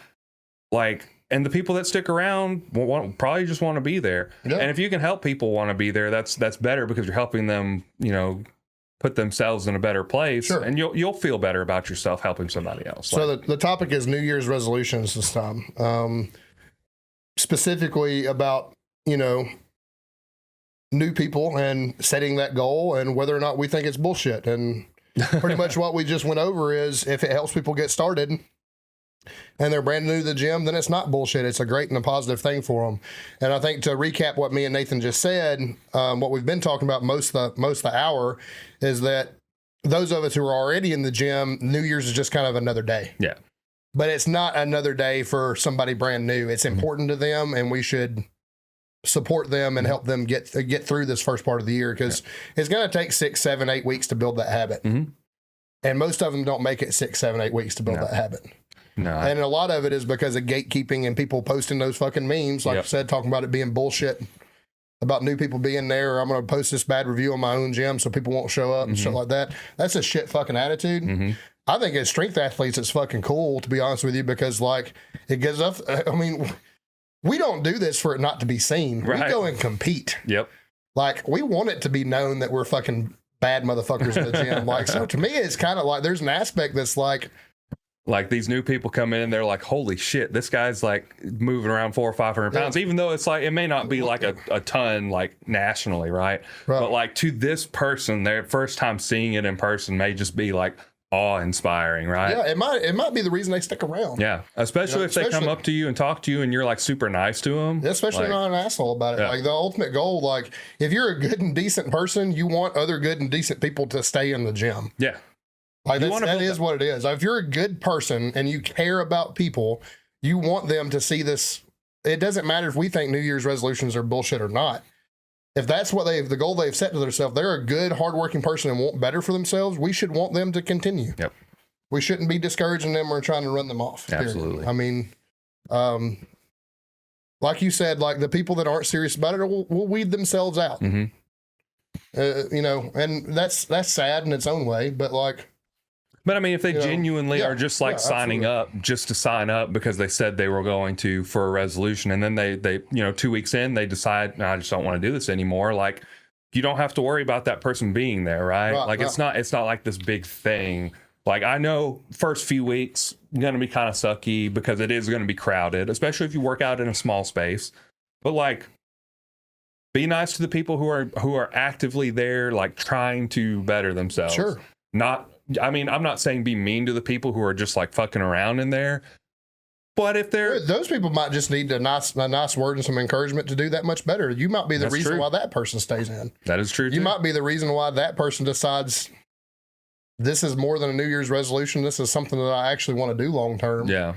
Like, so I don't know, being nice and being a decent human being goes a long way. That's true. And I think we need, I realize too that there's probably a lot of people rolling their eyes when they listen to this because they know I'm a personal trainer and they know I benefit directly from New Year's resolutioners. But like, I did get into this because it's an opportunity to be good to people and take care of people. Like, if that's the reason they got in there, then fucking great. Right. Do I benefit from it? Yeah, I mean, I benefit from it monetarily, but like, at the same time, like, I promise you, there is a million things I could be doing making more fucking money than personal training. And I do personal training because I actually give a fuck about the people that come to me and work towards success. Yeah. So, that's something. Let's see. We got a few comments there. That's my main issue with gym that shall not be named. The crowd hasn't been so bad, but 10 to 15 people equals a packed gym. Yeah, because it's just a smaller gym. Yeah, I mean, it's a smaller space. I'll be honest with you, I don't see that a lot where I'm at now just because of the time of the day I work out. I am at work when everybody else is off work because I'm a personal trainer. Right. Like, people aren't taking time off of work to come see me. They're waiting to see me before they go into work or after they get off work. So I'm working out 9, 10, 11 in the morning most of the time. Yeah. I'm in the gym by myself. I realize that, those 10 to 15 people do equal a more packed gym. If you're in that gym in particular is a 25 to 2,800 square foot facility. 10 or 15 people makes it pretty fucking unmanageable. Yeah. I have coached people in that facility, so I know exactly what it's like. That being said, one of those people might be your new gym partner. One of those people might be like looking at you and might be your biggest fan and you don't even fucking know it because of, the progress that you're making. Is it a pain in the ass? Sure. That's where you teach new people good gym habits and asking them if they don't mind working in with you or if they don't mind you working in with them or whatever. Like, you need to build good gym etiquette. And I know you probably have it already. But, those people aren't going to know to have that etiquette unless you display it yourself. So Yeah. I would say, like, while it is frustrating to be in a crowded gym and not have the equipment, not have access to the equipment that you might want, I would just say, do what you normally do. Ask people to work in, strike up a conversation, because you might be the reason that person stays. I think Dr. Mike had a really interesting point when he was talking about New Year's resolution. I can't remember if it's on a video or the podcast, but I want to say it was the podcast. But he said, like, when people come in and like they want to work, it was a gym etiquette actually podcast. But he was talking about when people want to come in and work in with him or whatever, or somebody needs his machine or whatever. He's more like, especially for the newer person, he's just like, dude, you need it more than I do. Like, and not in a mean way or anything, but like genuinely, I can do anything else. Like it does not He matter has that the much. knowledge that if he's on a preacher curl machine, he knows he can go load up free weight preacher curls and get the same workout. Or Like, just whatever it may be. Like he can change his workout. He's got enough knowledge to be able to be, most of us have been in the gym malleable. for a while, even if we're not coaching, probably can do that. other than like a few specific things, like if you are a power lifter, you do have to like squat, bench, or deadlift, and you do have to do it specifically, right? Yeah, and but in a commercial gym, there's limited space to squat, bench, and deadlift. yeah, Like at that point, you need to be like, I have X amount of sets left. I don't mind you waiting. I don't mind you working in. I will load your bar for you. But like, this is just this is the deal. I don't mind sharing, but if you don't want to share, like, don't tell them to kick rocks, but right. But be like, well, I'll be done. I'll be done at this time, and you can have it. I'll make sure I'll come get you, so you're the person that has it. That's the best way to go about it. I mean, what's he say now? I personally hardly ever touch my phone in the gym, but I understand it's not realistic, but I don't understand why people go out of their way to be asses. Yeah, I mean, it's not particularly fruitful to, especially in a crowded gym environment, to sit around on your phone between sets and stuff like that. And I think there are people that probably slow down their own pace to hog machines and stuff like that, but that's exactly the type of person that's not going to be there in 6 weeks. So, I mean, it is what it is. I mean, I understand some of these resolutioners are going to have bad attitudes too. Not all of them are going to be just great people to be around. I'm just saying, just don't go out of your way to be an ass. You know what I mean? Yeah. Yeah. There's a nice way to go about everything. Absolutely. That's what TJ's saying now. And that's 100% the truth. So kind of like a recap, as a resolutioner, what should your mindset be going in? Like if you're going in, it's going to be busy, right? Maybe you don't know anything about the gym. My advice personally, I would say first, like look up, like if you're really interested in the gym and like you're setting a New Year's resolution to start the gym, listen to some podcasts or look up some information that's going to give you an idea of what good gym etiquette's going to be. Go in with a plan. So like any random bullshit that you can find on the internet that says, 3, 4, 5 week bodybuilding plan, shred plan, whatever it may be, go in with a plan so that you have an idea of what you're going to do a little bit of research and come in, follow your plan and then get out and The plan helps. I would say the biggest thing is, like I said, practice your own good gym etiquette. Like if you're worried about people watching you or judging you for being the first, your first time in there, try not to stare and stuff like that yourself. Try to keep your head down and do your own stuff. Also be open-minded to the people that are going to offer help. I understand we already talked about unsolicited advice is uncomfortable. But you can use your head and kind of understand where and when unsolicited advice is going to be good or not. Yeah. Like if it's the most jacked person in the building and they're offering up some type of advice to you, it probably would pay to listen. Yeah. Unless that advice is fuck off. Unless that advice is rude. Yeah, absolutely. Another thing too, there's plenty of people in there that maybe are in the middle of their weight loss journey and maybe they've lost 100 pounds and they don't look fit yet, but they know a little bit more about it than you do. Like, I'd just pay attention. I would pay attention to the people that work hard. You're going to be able to tell right away in a gym environment who's busting their ass and who isn't. Yeah. Like, so as a New Year's resolution, I would pay attention. Don't stare too much, you know what I mean? Or anything like that. But I would pay attention to what people are doing. Especially don't pay attention to people that are, closer to your ideal body type, maybe the goals that you're working toward, maybe pay a little bit closer attention to what they're doing. maybe talk to those people. It's not necessarily, I would say that a gym's not necessarily a place to be shy. And I think that's something that new people are going to struggle with a little bit. But the best thing you can do for yourself is put yourself in the middle of it and ask questions and stuff like that. There's a lot of, man, I've got a lot of great gym advice from just old heads that didn't even do what me and Nathan do, that just say, hey, you know what? This movement really worked really well for me growing my triceps. Maybe it's worked for you because we're built kind of similar, or whatever it may be. Like, there's a lot of good advice floating around. There's a lot of bad advice floating around. That being said, you can learn something from all of it. So I'd say as a New Year's resolution, or if it's your first time in the gym, I would say going in with an open mind, and some gym etiquette, so you don't look like that New Year's resolutioner that everybody complains about. Yeah. I mean, like, I think it's rude that they're complaining about you, first of all. I think it's more of a them problem than a you problem. But you can insulate yourself from that a little bit by knowing some gym etiquette before you start. Yeah. So, gym etiquette, have somewhat of a plan, and just kind of like learn from your surroundings. Yeah, absolutely. The big three advice for a resolutioner. Yeah, absolutely. I'll say this too, for people that are involved and they're going for weight loss, which most of you are, if you're starting a New Year's resolution plan, I would say this, and this is very, very rare advice from a personal trainer, because we always want, as a personal trainer, we get stuck in this. We want as many results as we can, as quickly as we can.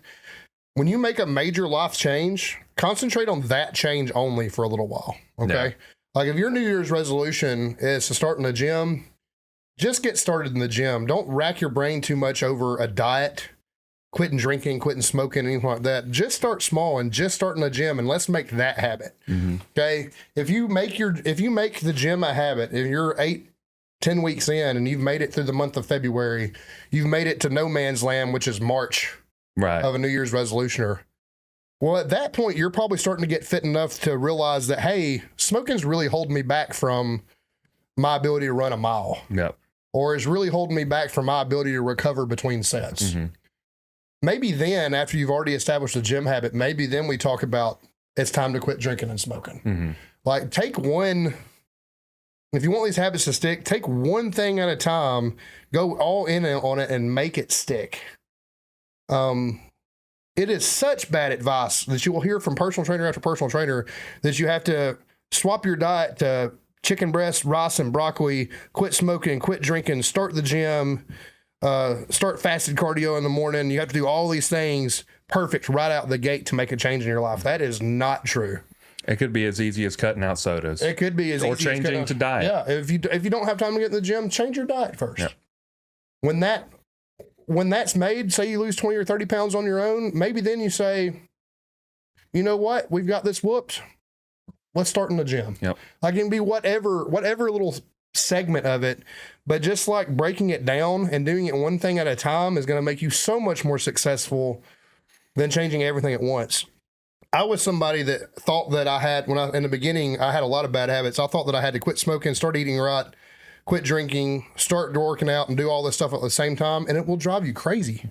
It's incredibly stressful. Like, nicotine and food withdrawals are a real thing. Like, those things are going to drive you nuts. Apart from the fact that you're also trying to build single good habits. If you're just like spread out and trying to do all these things at once, it's going to stress you out to no end. Yeah. It's going to be extremely stressful to change your diet, quit smoking, quit drinking, start the gym, everything at one time. Like, just pick one and let's roll with it. Yeah. And I'm a big fan of, if you can start the gym first, I would, just because, like, if you start the gym and you can make it a habit, you'll see more value in the diet and the quitting smoking and all that stuff after you've suffered in the gym for 10 weeks. Yeah, for sure. And also, like, just because your metabolism will feed off that extra muscle, right? Yeah, because like, you, as a new person, within 4 to 6 weeks, you should start seeing results. Yeah. And you should be a little stronger. You should probably look a little different. Not a lot different, but a little definitely different. Not a lot. Probably enough that you're not going to notice, but strangers will notice. Right. Or people who see you once a week or something like that. You know, people around you are going to notice. But yeah, if you can change one thing at a time successfully, I promise you, if you can spend 10 weeks on the treadmill trying to beat your mile time, by week 3, you're going to see the value in, oh God, I got to quit smoking. Absolutely. This sucks. Like, I am suffocating every time I'm on this fucking treadmill. I have got to quit smoking. Like, it will work. Like 100%. Like, you will be motivated to make these other changes if you just choose to do one at a time. Right. Your brother joined. Hey, Zach. What up? So, on the polar opposite side of that, right? So we talked about advice for the resolutioners. What advice should we give to the people in the gym who are having to deal with the influx of resolutioners? It's basically the same advice. Practice good gym etiquette. Be aware of good gym etiquette. Have a plan. If you've been in for a while, just like we talked about with Dr. Mike, you know that if you're supposed to do machine bicep curls, that you can probably make do if a New Year's resolution is on your bicep curl machine, you can probably make do with a dumbbell curl, a cable curl. If it's a drag curl on the Smith machine, like you can get another bicep workout in. Yeah.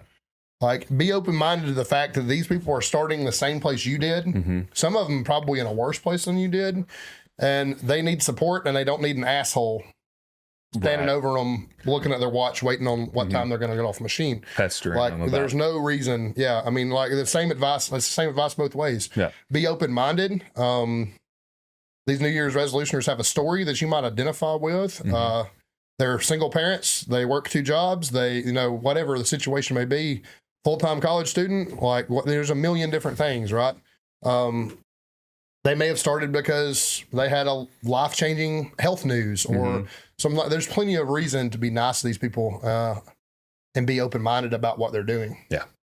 And I got news for you, too. You can learn something from a new person as fast as you can learn something from somebody that's been in the gym for a while. It might be what not to do.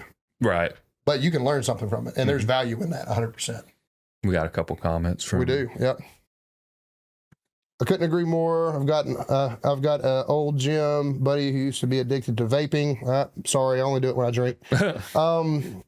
Once he started noticing he wasn't able to do much due to smoking or vaping, he did that and he quit on the spot. Once he started noticing progress and others started noticing, I saw such a spark, and I'm so happy with that. Yeah, I mean, like, that's an example of little things going a long way. He made the commitment to the gym. He was able to quit vaping. Yep. That's how I quit smoking cigarettes. Yeah. I started in CrossFit. So it did not take me too long to realize that, hey, smoking this Marlboro Red after every fucking Metcon is not doing me any damn fucking good. It is not doing me any good whatsoever. So, I mean, yeah, that's a good example of what we're talking about. Exactly. But, in terms of those old heads in the gym dealing with the resolutioners is just, be open-minded and practice good gym etiquette. Don't be an equipment hog just to slow progress down for people. I mean, be willing to answer questions. Just be nice. Be willing to be stared at sometimes because they might be doing it out of admiration and not so much, out of rudeness. The best thing you can do in that situation is just look at them and smile, because either they're going to be really pissed off because they're staring at you because they're mad about you and it's going to make you feel better, or they're going to smile and wave back and come and talk to you, and it's going to be a good interaction. It's going to be a good experience. Yeah. So either way, you win by smiling and waving at somebody who's staring at you. Absolutely. Yeah, that's all there is to it, man. Yep. The long and short of it is, it doesn't matter if you're the resolutioner or the 10-year gym goer. Have some type of plan and don't be a fucking asshole. Yeah. That's the easiest thing to do, right? Yeah, it is. Because I think that most people in the gym, and I really do think this is 80% of the gym community, if they recognize you're in there trying to make a difference for yourself, they're going to be supportive. Yeah. I do think it's unfortunate that the loudest people are always the minority. The people that are going to be the biggest pain in your ass are always the minority, and it's going to make it look like that's all of us, but it's not. Right. Most of us are not going to be very happy with that person that is rude to you as a resolutioner. Well, I will say this though, right? Because we've seen it ourselves. There are always the group of kids, teenagers specifically, that stand around and talk a lot and don't do a lot, and they take up a large space. So if you are one of those teenagers in that group and you're like just standing around talking, you're not doing much, either move away or like usher your buddies and be like, hey, let's get this stuff done so we can get out of the way, because you don't, it's part of good gym etiquette. Be a good example to your people that are in there with you. Yeah. Yeah, absolutely. Even if they're part of your group. I will say this too. There's a couple of things that we're going to experience uniquely in the gym women are more likely to experience unsolicited advice, Yeah. especially from men. If you're a man and you really, unless you're invited to, you really just shouldn't approach a woman in the gym. Yeah. I mean, that's all there is. That's the correct way to do it. Men have a tendency to think that they can be ruder. I know it may have been before you and Desi were dating, but I almost got fired over a situation with Desi one I think time. I know what you're talking about. And I was basically like, fuck off to the guy. Was it You know what I mean? was it the guy that when Bo was in there, you asked him to keep an eye on her? Yeah, That absolutely. situation? But, Yeah. but this guy wanted a squat rack. Desi was working on one. I was after hours, was not doing a session with Desi, but Desi was doing something I very much wanted her to see her do. It was during the powerlifting prep, and it was something I knew she needed support through, and it's something I knew I wanted to see. Mm-hmm. She was over there squatting. He was already behind her watching her squat because he was waiting on the squat rack. And by the way, there's another big motherfucker like my size in the squat rack next to her. Mm-hmm. He could have done this to him. He could have treated him like this. But guess what? He didn't because he was a fucking pussy. Yeah. And singled out the woman. Right. So I walk up to her and start watching what she's doing. And he's like, hey, man, I got next on this rack. And I knew what he had been doing already. I just turned to him and was like, I don't need the fucking rack. I'm here to support her because you're making her uncomfortable. And two, she's doing things I need to see. Mm-hmm. And he was like, you work here? And I was like, I sure do. She's one of mine.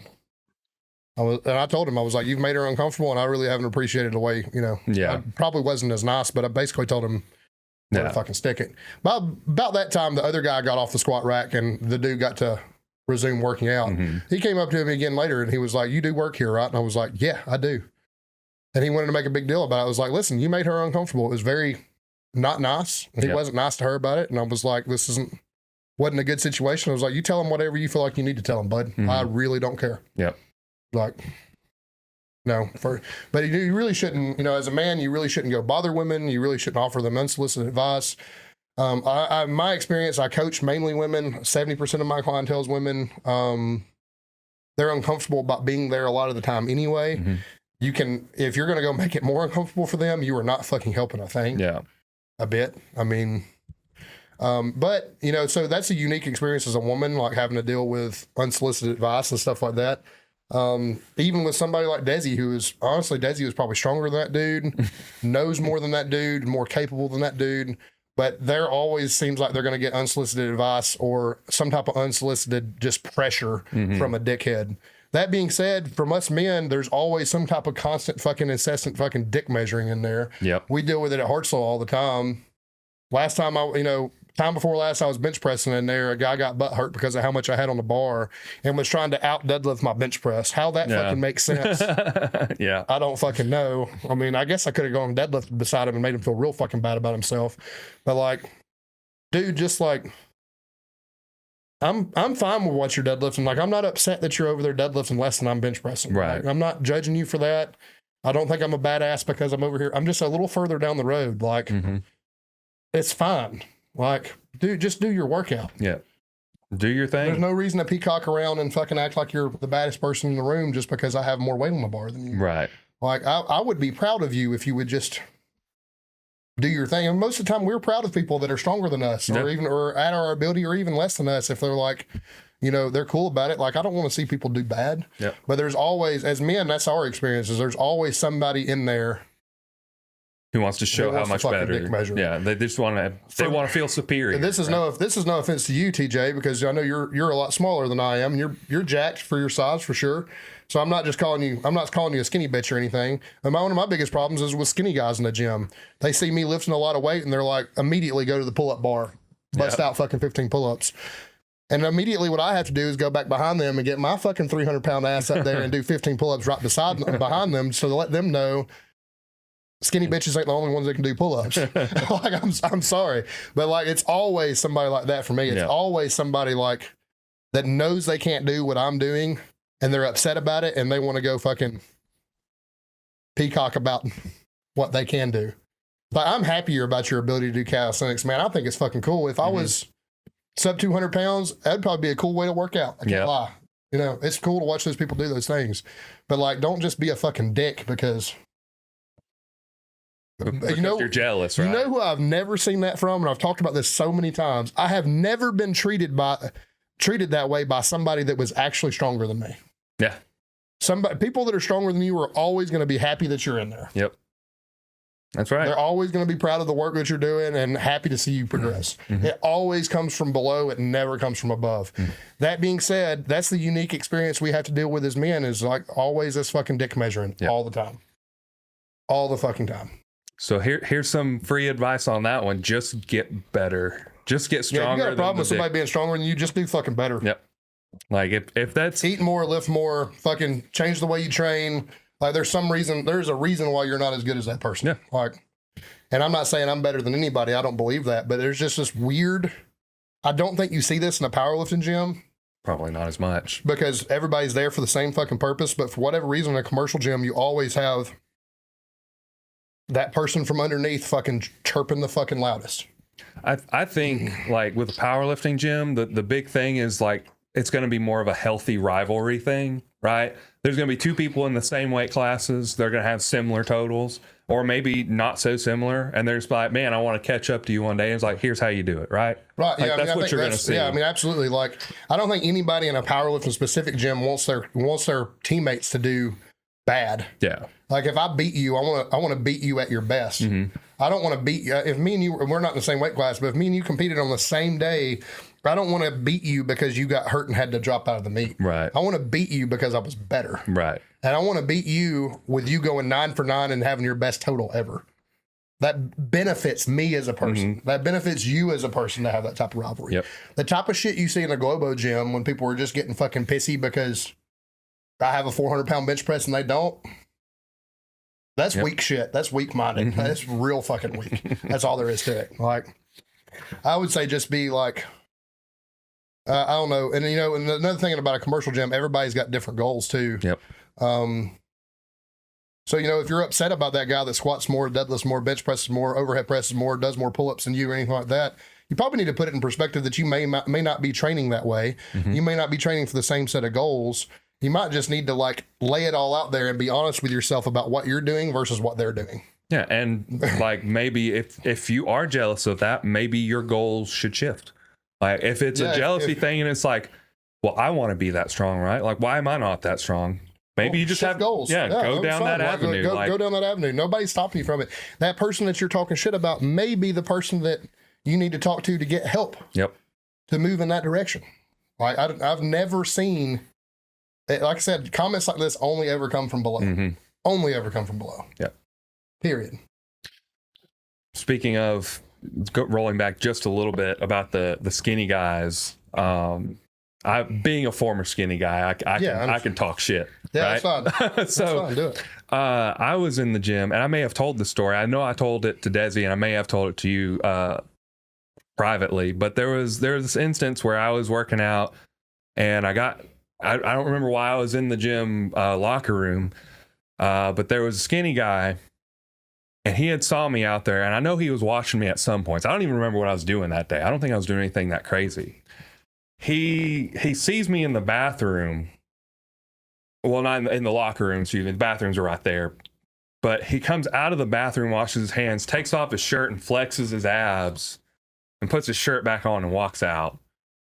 And I'm like, he Didn't saw use the bathroom. he used the bathroom. Okay. Yeah, but as he came out after washing his hands, he took his shirt off and was like, flexing and like looking at himself, put his shirt back on and went back out. He may have just been admiring his pump or whatever, maybe. But I think he was just trying to be like, hey, guess what? I got abs and you don't. And I'm like, bro, give like, your fucking balls a tug.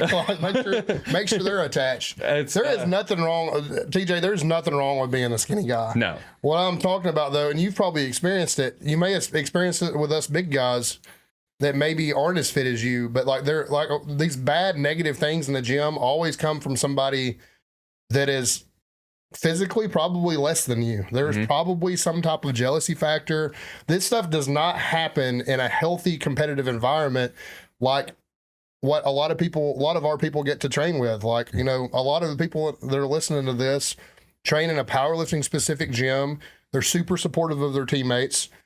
They want to beat their teammates, but they want their teammates to do good in the situation. That is just not necessarily the case in a Globo gym atmosphere. And that's what we're talking about. Like, those comments are much more likely to come from somebody that are not as far down the road from you as you are in that atmosphere. Right. Like, It just is what it is. I don't understand it. I've never understood it.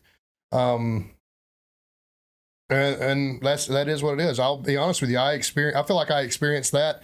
And you really shouldn't have, because it was a competitive environment too. But one of the problems with CrossFit, and one of the problems I left that community, is they fucking dog whistle real hard for their fucking good athletes, and then their fucking mediocre in the middle athletes get fucking forgotten about a lot of the time. Yeah. Like, that sucks. Like, that's not necessarily a good thing. That's another thing you don't see in a strongman or powerlifting gym or anything like that. Like, they're not going to care if you total 500 pounds if you've never put an effort in. That's something that I feel like that community was very, very cliquey. Mm-hmm. And you were either part of the competitive environment or you weren't. And there was a very clear distinction between how you were treated, even by coaches. Like, coaches didn't want to pay the same attention to somebody like lesser in a group than setting. Yeah, in a group setting, they didn't want to pay as much attention to the person in the middle as they did to the person on top or the person just starting. Yeah. The person just starting, those people had an idea that maybe this person has some promise and we can do that. Mm-hmm. These people in the middle, just like, these are just the forgotten souls of the CrossFit community, right? Like, that sucked. You know what I mean? Like, Future powerlifters. you know, maybe it's just those people that find another sport and just become a lot stronger than the top athletes in the CrossFit gym. And it just is what it is. Yep. I mean, I don't know, but I don't know. All of us just need to be really, really careful about how we treat new people in the gym. Mm-hmm. They need to be treated with respect. Their goals need to be treated with respect. If you want them to treat you with respect, you probably need to set that example, because they are the new person. Right. At the end of the day, we're all human beings, regardless of our strength level, our fitness level, our body composition. We all have human DNA in us. We all have the capacity to do good and bad things to each other. So and try to be the person that does good things. That's my biggest part of this conversation, I think, is the biggest thing that we can contribute. So it is what it is. I got to piss, so we got to wrap this thing up real quick. I think we covered everything pretty well, so we can just get into dad jokes. You're delivering the dad jokes because I'm on Instagram Live. So that is true. Look at all the gray in my beard, dog. You're getting old. You're getting old. I accidentally swapped into the Sip It and Rip It page. I was like, oh shit, I'm about to turn off Instagram Live. All right, let's see. Dad jokes. You know how the hipster burned his tongue? How? He ate the food before it was cool. Yeah, that'll do it every fucking time. Some of them motherfuckers probably like that with food. Maybe. My wife asked me if I've seen the dog bowl. I said I never knew he could. Oh, man. I think I've said that one. 280 on a Wednesday night. No thumbs. What do you call a horny square? I don't know. And a rectangle.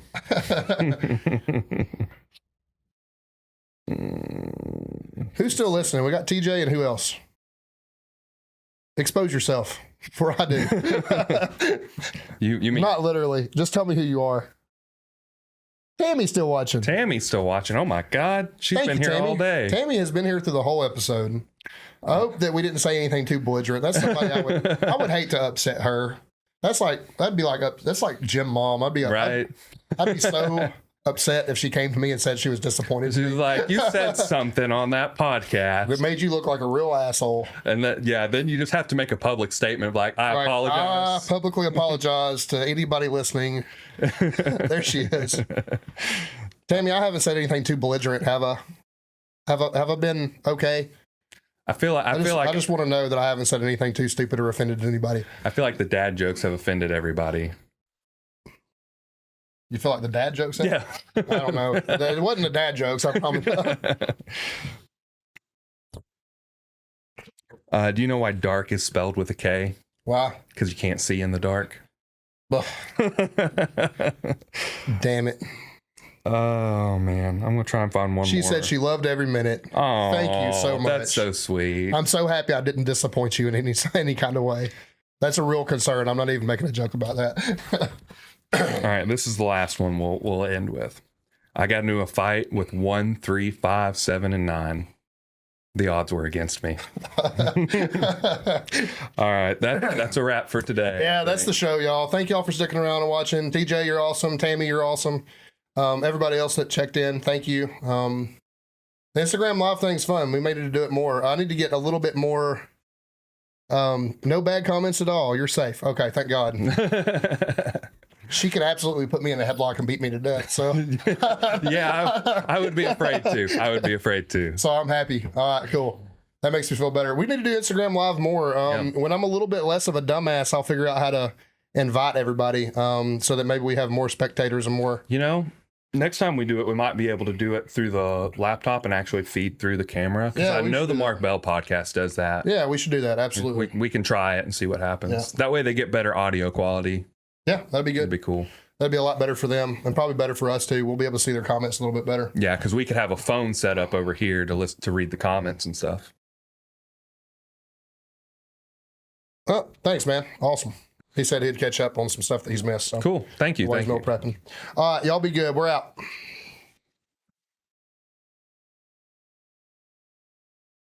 Ending the Instagram live, but you didn't say bye, y'all. Do we want to post that? That's a long reel. That'd be a long ass reel. Probably not reel. worth. Well, I don't know. I mean, do what you want. I don't care. Yeah, I mean, maybe it'll let us. Would it even let us post something that long? I don't know. Well, we might can. All right. For the rest of you still listening, For those on Spotify, it's time to sign off. Follow us on Instagram at Coleman_Barbell, at Nathan Skedios, at Sip It and Rip It. Rate us 5 stars on Spotify, Apple Podcast.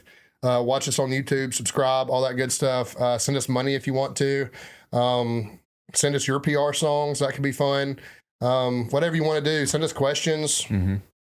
Instagram, we don't DM know. us. DM us, yep. Leave comments Absolutely. on the YouTube. I do know, and this is something specifically for Spotify users, there have been some people leaving comments on Spotify, and I didn't even know it because I didn't know that Spotify had comments. So thank you for those, but we're sorry we didn't know. Yeah, I read them. I replied to some. Positive, I hope. Yeah, absolutely. Cool. Some of them I could not reply to because Spotify is really weird.